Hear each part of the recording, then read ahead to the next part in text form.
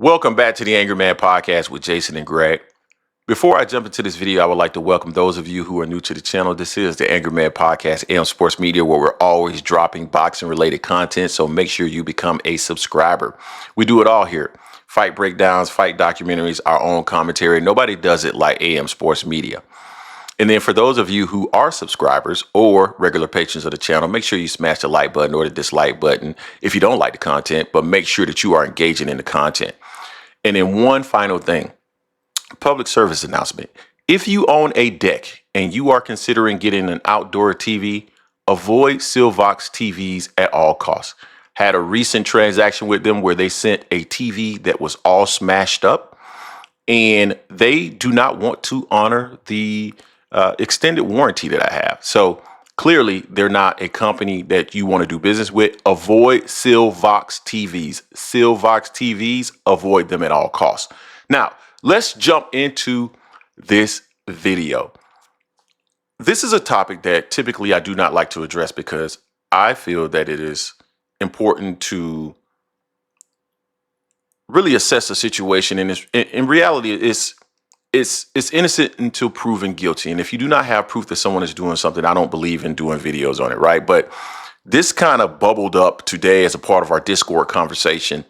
Shout out to Pork Chop for posting it. And I wanted to discuss this because I thought it was important and a great topic for boxing fans to discuss, because it's one that's been out there for a while.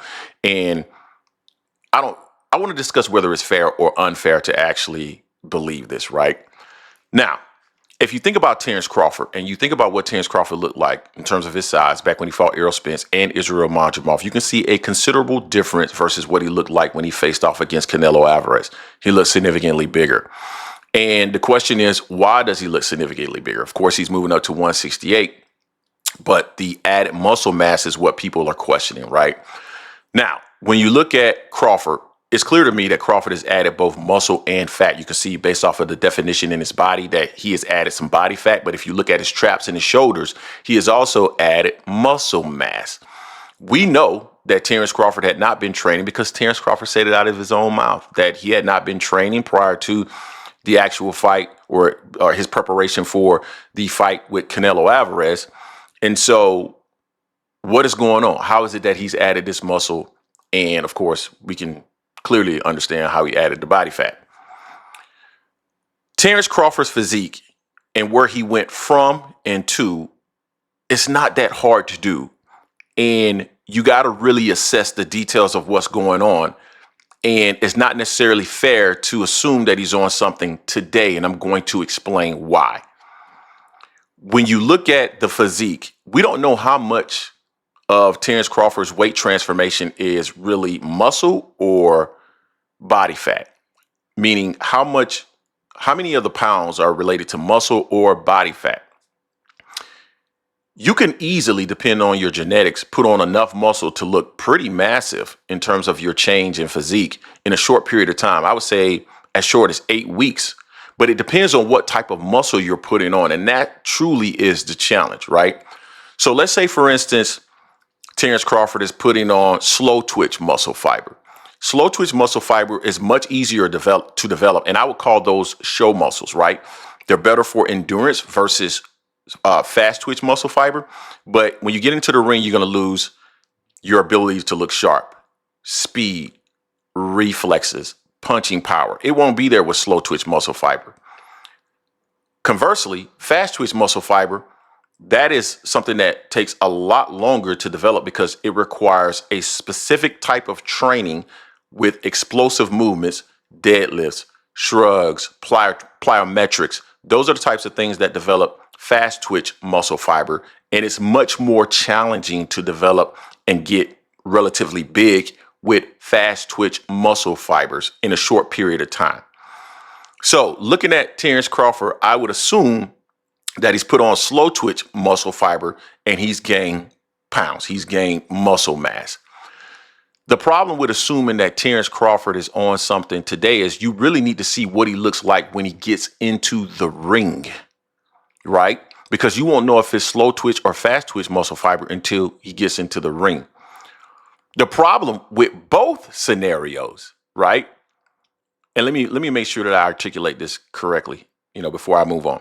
Terence Crawford is within a range, a time frame where he can put on muscle mass, but it's the type of muscle mass that really matters whether or not he could be on performance enhancing drugs. And we won't know that until he actually gets into the ring. Because if he gets into the ring and he has the speed, the reflexes, the power, that's going to be telling, right? Because that would suggest that over the last few weeks, he's been able to put on fast twitch muscle fiber, a lot of it, and that's virtually impossible. But here's the overall issue with Terence Crawford and why it's going to be a challenge, regardless of what muscle mass he puts on.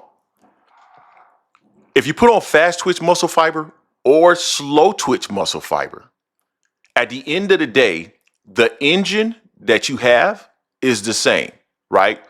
The engine being your heart, your lungs, your veins, essentially your cardiovascular system. It's all the same. The engine is the same. But what you're doing is you're adding turbos to the car, right? You're putting a different body and frame on the car.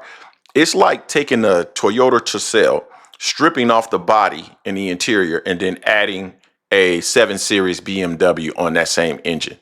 It's not going to perform well. It's not going to perform at the same level that it performed in the past. And so for Terence Crawford to put on that additional muscle mass, it's impossible for him to look the same that he did at 47 or 54, period. End of story. So that engine that he currently has is simply not going to perform at the same level. That's his biggest challenge. And so when he gets into the ring, even if he can maintain some of those aspects, right, with speed or power or reflexes, with that bigger frame, eventually he's going to run out of steam much quicker. And if he doesn't, then you know that something happened with the underlying engine. Something was done to the underlying engine in order to make him perform at the same level with a bigger cabin and body on the same engine. Does that make sense? So if he is doing something that he shouldn't do, we won't know that he's doing that until he gets in the ring. But if he gets in the ring and he looks, somewhat more lethargic than what we saw, he's more stationary. The punches are not quite as sharp, but he's still skillful. I mean, it's Terence Crawford, but you should see a decline in some of these aspects when he moves up in weight, and he'll have to rely more so on his skill set versus his physical attributes. If he moves up and he has the same physical attributes, and it's possible to keep some of those things, right? Some of the explosiveness, some of the speed, some of those things can be kept. But if he keeps all of them and he has his endurance, that would suggest that something was done to the underlying engine, because no matter what type of athlete you are, Terence Crawford being an athlete that has trained for years, he's maximized his cardiovascular conditioning. And those things do not change because you add weight. Your lungs aren't bigger. Your heart isn't bigger. Your veins aren't bigger. You're carrying the same level of oxygen to your muscles regardless.